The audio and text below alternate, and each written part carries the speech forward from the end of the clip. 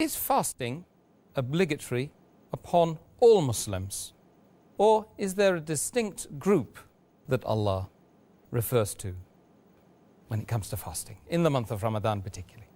Alhamdulillah, wassalatu wassalam ala rasulillah wa ala alihi wa sahbihi ajmain. There are 5 conditions to be fulfilled to make fasting obligatory on any person.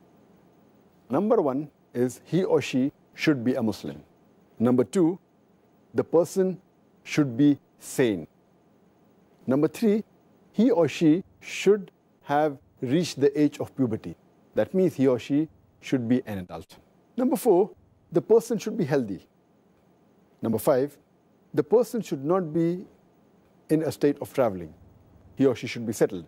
There are additional 4 conditions for a female to be fulfilled. If it's a woman, if it's a lady, if it's a female, there are additional 4 conditions to be fulfilled to make it obligatory on her. Number 1 is that she should not be menstruating. She should not be in a position where she has postnatal bleeding. She should not be breastfeeding, and she should not be pregnant. So for a woman, if all these 9 conditions are fulfilled, then it becomes obligatory on her. And for the male, only the first 5 conditions have to be fulfilled to make it compulsory for them to fast in the month of Ramadan.